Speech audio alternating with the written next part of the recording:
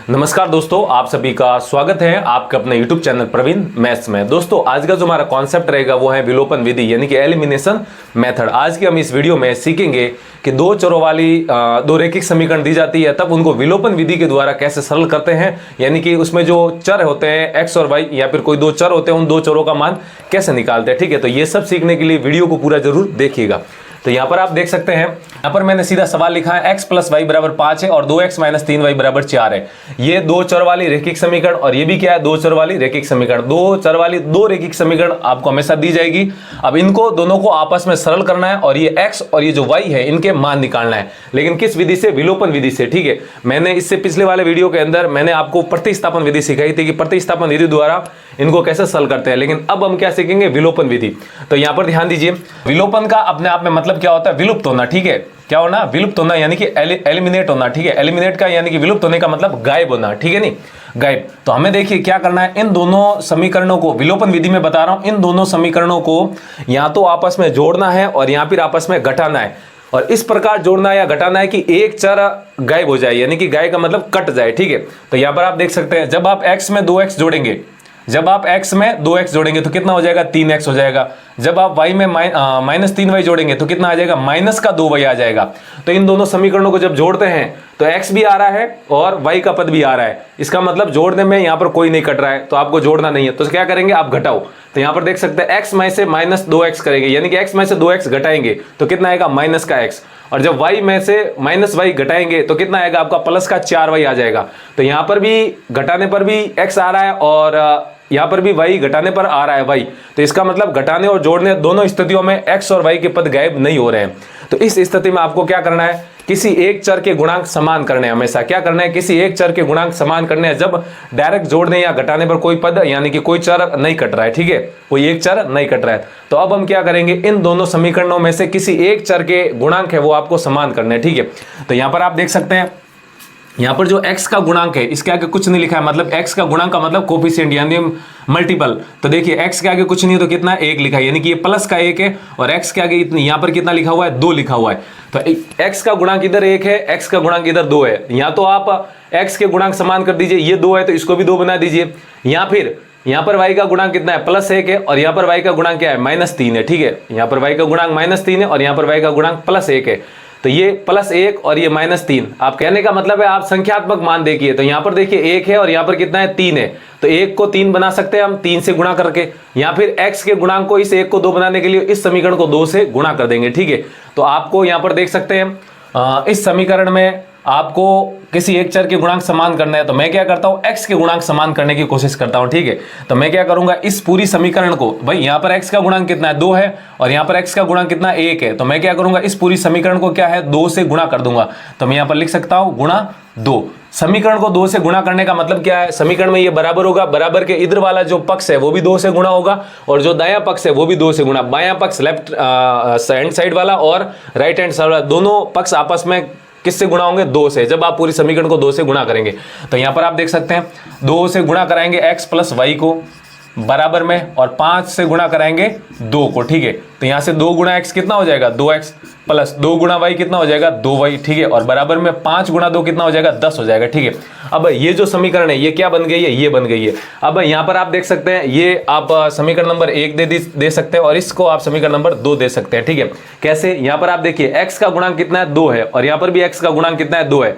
तो विलोपन विधि में हमेशा याद रखिएगा, आपको जब समीकरणों को जोड़ते हैं या घटाते हैं तब आपको किसी एक चर के गुणांक हमेशा समान करने हैं। ठीक है, तभी वो क्या है? आपस में जोड़ने या घटाने पर वो एक चर कटेगा, जिसके चर के गुणांक आप समान करेंगे वो चर कट जाएगा, विलुप्त हो जाएगा। ठीक है, इसीलिए इसका नाम क्या है? विलोपन विधि है। ठीक है, तो देखिए मैं क्या करूंगा, इस समीकरण 1 में से इस समीकरण नंबर 2 को घटा दूंगा। तो मैं यहां पर क्या लिखता हूं? ध्यान दीजिए, समीकरण नंबर 1 में से 2 को घटाने पर, ठीक है, सब्सट्रैक्ट करेंगे हम यहां पर समीकरण 1 से 2 को। ठीक है, तो यहां पर क्या लिखा है? समीकरण 1 में से समीकरण नंबर 2 को घटाने पर। ठीक है, तो मैं देखिए यहां पर घटाता हूं। तो देखिए समीकरण नंबर 1 क्या है? मैं लिखूंगा 2x माइनस 3y और बराबर में कितना है? आपका 4 है। ठीक है, ये समीकरण नंबर 1। अब इसमें से आपको घटाना क्या है? ये घटाना है, यानी कि 2x प्लस का 2y बराबर में क्या लिखेंगे? 10 लिखेंगे। ठीक है, तो अब इनको आप घटा दीजिए। देखिए मैं आपको बताता हूं, जब समीकरणों को आपस में जोड़ते हैं तो समीकरणों को जोड़ने का मतलब समीकरण में जो बाएं पक्ष है वो बाएं पक्ष में जुड़ेंगे और जो दाएं पक्ष है वो दाएं पक्ष में जुड़ेंगे, ठीक है। यानी कहने का मतलब जैसे ये समीकरण है और ये समीकरण है, अगर आपको इनको जोड़ना पड़ता तो ये बराबर के इधर वाला बायां पक्ष और ये भी बायां पक्ष, तो ये दोनों आपस में जुड़ जाएंगे और ये दायां पक्ष और ये दायां पक्ष ये दोनों आपस में जुड़ जाएंगे, ठीक है। लेकिन हमें यहाँ पर क्या करना है, घटाना पड़ रहा है, ठीक है। तो घटाने में भी क्या होगा, समीकरण का ये पक्ष इसमें से घटा रहे हैं तो इस पक्ष में से ये पक्ष घट जाएगा और इस दाएं पक्ष में से ये दायां पक्ष घट जाएगा, ठीक है। तो यहाँ पर ध्यान दीजिए, जब भी आप घटाते हैं तो हमेशा याद रखिए जो ये नीचे वाला समीकरण होती है ना, इसमें सभी पदों के चिन्ह आपको बदल देने हैं। बदलने का मतलब यहाँ पर प्लस है तो ये हो जाएगा माइनस, और ये प्लस है तो ये हो जाएगा माइनस, और ये प्लस है तो ये तो हो जाएगा माइनस, ठीक है। कहने का मतलब ये है कि अगर ये ऊपर वाला माइनस का होता तो ये प्लस हो जाता, ठीक है। ये प्लस का है तो ये माइनस का हो गया। आपको जब भी घटाते हैं जोड़ते हैं तब आपको कोई चिन्हों को नहीं बदलना है, आपको सीधा सीधा जोड़ देना है, ठीक है। और अगर आप जब घटाते हैं तो जिस समीकरण को घटा रहे हैं तो जो नीचे वाली समीकरण होगी उसके जो चिन्ह है पदों के, उस समीकरण में जो पद है उनके जो चिन्ह है वो आपको बदल देने हैं। प्लस को माइनस कर देना है और माइनस को प्लस कर देना है, ठीक है।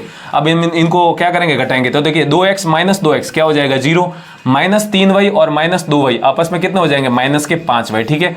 बराबर में ये 4 और ये माइनस 10 तो कितना हो जाएगा आपका यहाँ से माइनस 10 कितना हो जाएगा आपका माइनस का 6 हो जाएगा, ठीक है। अब माइनस 5y का मतलब क्या होता है, माइनस 5 गुणा y होता है। हमें y का मान निकालना है तो ये गुणा में 5 है तो उधर जाएगा तो भाग में, तो y बराबर कितना आ जाएगा माइनस 6 बटा माइनस 5, ठीक है। माइनस माइनस अपने आप में प्लस हो जाएगा तो मतलब y का मान कितना आ गया 6 बटा 5 आ गया, ठीक है, जो कि क्या है हमारा y का मान, और यही हमारा क्या है आंसर है, ठीक है।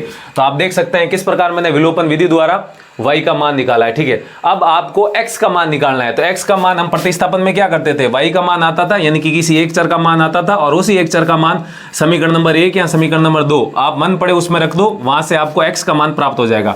तो देखिए y बराबर 6 बटा 5 समीकरण नंबर 1 में रखेंगे। मैंने बताया था आपको प्रतिस्थापन विधि के करते समय कि जो समीकरण आसान होती है उसके अंदर आपको रखना है, ठीक है। तो यहां पर आप देख सकते हैं समीकरण नंबर 1, वैसे समीकरण आप इसमें भी रख सकते थे क्योंकि ये भी क्या है दूसरी ही समीकरण है, 2 ही है, तो आप इसमें रख दीजिए, कोई बात नहीं है, मान वही आएगा। तो समीकरण y बराबर 6 बटा 5 समीकरण नंबर 1 में रखने पर, ठीक है, 1 में रखने पर, ठीक है। तो यहां पर देख सकते हैं आप 2x क्या लिखा है, 2x minus 3y, y 3y का मतलब 3 गुणा y का मान कितना है 6 बटा 5, यहाँ पर लिखेंगे 6 बटा 5 बराबर में कितना है आपका 4 है तो यहाँ पर लिखेंगे 4, ठीक है। अब इसके बटा में कुछ नहीं तो 1 मान सकते हैं, इसको सॉल्व कर दीजिए तो यहाँ से देखिए क्या आ जाएगा 2x माइनस 3 गुणा 6 कितना हो जाएगा आपका 18 और बटा में कितना है 5 बराबर में देखिए उधर क्या है 4 है, ठीक है। अब इसको आप यहाँ पर सॉल्व कर दीजिए तो देखिए सॉल्व करेंगे तो क्या होगा, ये माइनस का है उधर जाएगा तो प्लस का, तो यहाँ पर क्या हो जाएगा 2x बराबर 4 प्लस 18 बटा 5, ठीक है। ये माइनस 18 बटा 5 ये अचर है और ये भी अचर है, तो अचर अचर को एक तरफ रखते हैं समीकरण सॉल्व करते समय। यहाँ से हो जाएगा 2x बराबर 5 को 4 से गुणा कराइए, देखिए 5 डायरेक्ट करिए, यहाँ तो आप एक मानकर एलसीएम लेके कर सकते हैं, यहाँ पे डायरेक्ट करना मैंने सिखाया हुआ है आपको। 5 को 4 से गुणा करिए 20, 20 प्लस 18 कितना हो जाएगा आपका 38 और बटा में कितना है 5 हो जाएगा, ठीक है। अब ये 2 गुणा x है और ये 2 इधर गुणा में तो उधर जाएगा भाग में, तो यहाँ पर देखिए मैं लिख देता हूँ x का मान, जो x का मान आएगा वो आएगा 38 बटा 5 और भाग में कौन आएगा यहाँ पर ये 2 यानी कि ये 2 आ जाएगा, ठीक है। इसके बटा में कुछ नहीं तो 1 मान सकते हैं। अब ये भाग है तो भाग किस में बदल जाता है गुणा में, और इस भिन्न का क्या हो जाएगा 2 बटा 1 का 1 बटा 2 हो जाता है, ठीक है। अब यहाँ पर आप देख सकते हैं 2 इस 38 से कट रहा है कितनी बार 19 बार, तो कहने का मतलब है 19 गुणा 1 कितना हो जाएगा 19 बटा में 5 गुणा 1 कितना हो जाएगा 5, तो आप कह सकते हैं जो x का मान आया वो कितना आया 19 बटा 5 और जो y का मान आया वो कितना आया 6 बटा 5 आया, ठीक है। इस प्रकार आपको विलोपन विधि द्वारा 2 चरों वाली रैखिक समीकरण को हल करना है। वापस बता देता हूं, हमने जब भी आपको 2 चरों वाली रैखिक समीकरण दी जाती है और आपको विलोपन विधि से वो करने के लिए कहता है तो आपको क्या करना है, जो 2 चरों वाली रैखिक समीकरण दी है उनमें से किसी एक चर के गुणांक समान करना है, और अगर जोड़ने पर वो चर गायब हो रहा है तो जोड़ दीजिए, और अगर घटाने पर वो चर गायब हो रहा है तो उसमें तो घटा दीजिए, ठीक है। ऐसे ही आपको इनको करना है, और जैसे ही आप ऐसे करोगे तो यहाँ पर आप देख सकते हैं यहाँ पर एक चर का मान आएगा और फिर दूसरे चर का मान निकालने के लिए उसी चर का मान जो आया है उसको जो पीछे पहली या दूसरी तीसरी जो भी समीकरण है उसके अंदर आप रख दीजिए, वहां से आपको दूसरे चर का भी मान मिल जाएगा, ठीक है। तो उम्मीद है आपको समझ में आया होगा कि क्या होती है विलोपन विधि और कैसे इनको सरल किया जाता है विलोपन विधि द्वारा 2 चरों वाले रैखिक समीकरण को, ठीक है। तो यदि समझ में आया तो वीडियो को लाइक कीजिए, और अभी तक चैनल को सब्सक्राइब नहीं किया है तो वीडियो के नीचे वाला जो लाल बटन है उसको दबा दीजिए, ठीक है। तो आज के लिए इतना ही रखते हैं, जल्दी मिलते हैं हम एक और ऐसे ही बेसिक वीडियो के साथ। तब तक के लिए आप पढ़ते रहिए, हंसते रहिए और मस्त रहिए।